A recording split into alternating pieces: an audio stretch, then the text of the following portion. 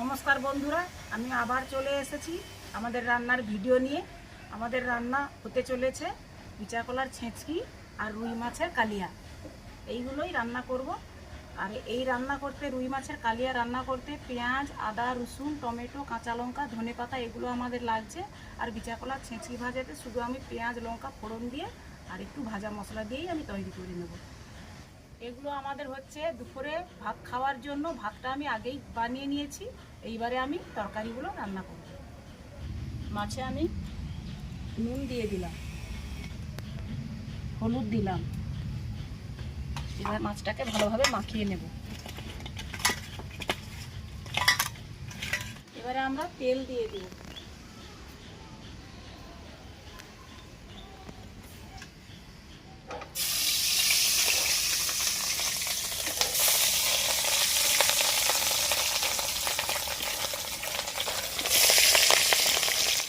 আমার মাছটা ভাজা হয়ে গেছে, মাছটা ভেজে নেব।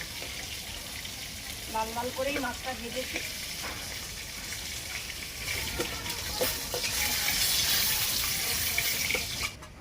এবার এর মধ্যেই আমরা মশলাটাকে ভেজে নেব।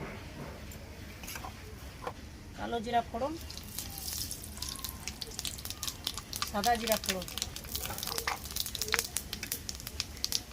পেঁয়াজ দুটানা দিয়ে পেঁয়াজটাকে আমি ভালোভাবে করে লাল করে ভেজে নেব। দিয়ে দেবো লবণ। পেঁয়াজ ভাজা হয়ে গেছে, এবারে আমরা দিয়ে দেবো এর মধ্যে আদা রসুন বাটা। এবারে দিয়ে দেবো কাঁচা লঙ্কা, টমেটো,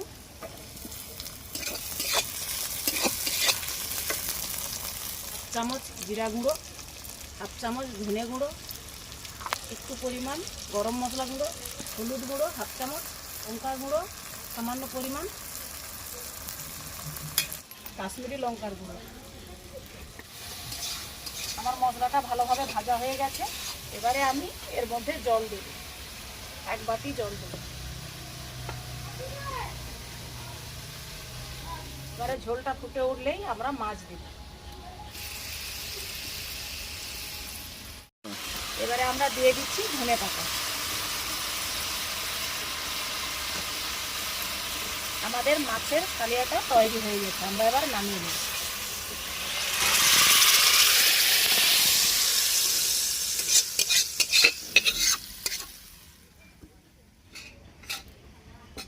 মাছের কালিয়াটি তৈরি হয়ে গেছে। এবারে আমরা এটাকে রেখে দিয়ে আমরা এবার বিচা কলারকে সেদ্ধ তুলব ভাজার জন্য।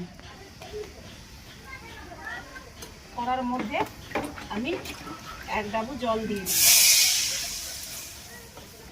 ওই জলের মধ্যে পরিমাণ মতো লবণ দিয়ে দিব।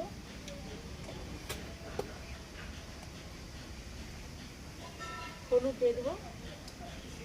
এবারে আমরা বিচা কলাটা দেবো সিদ্ধ করার জন্য।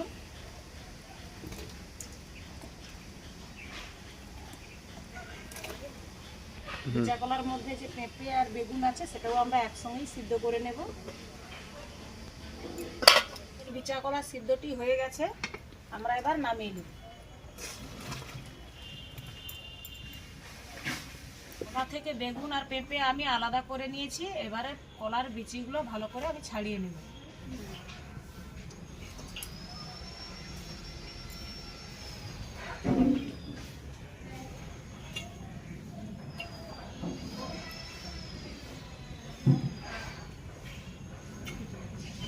এইভাবে আমরা ছাড়িয়ে নেব।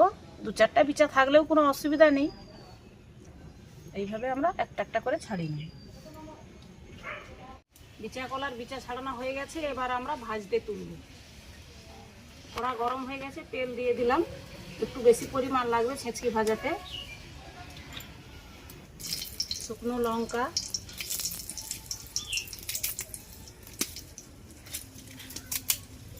তেজপাতা, ফোড়ন। ফোড়নটা ভাজা হয়ে গেলে দিয়ে দেবো পেঁয়াজ।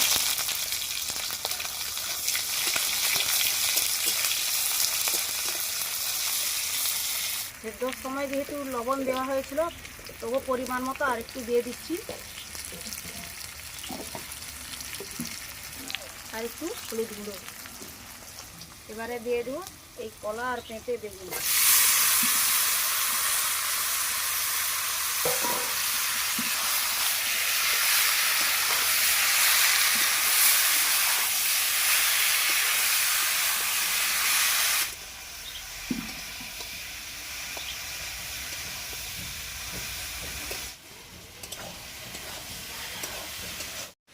লাড়তে লাড়তে কিছুটা ঘাটা হয়ে গেছে। এবারে আমরা বাকিটা ঘেটে নেওয়ার জন্য এরকম একটা শক্ত কাঠে দিয়ে নিয়েছি। যাদের ডাল কাটা আছে ডাল কাটা দিয়েও ঘেটে নিতে পারে।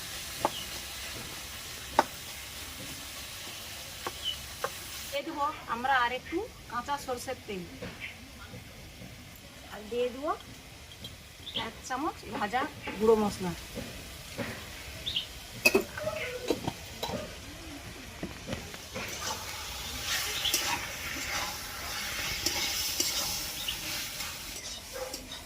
এবারে আমাদের বিচা কলার ছেঁচকির রেসিপিটা হয়ে গেছে, আমরা এবার নামিয়ে নেব।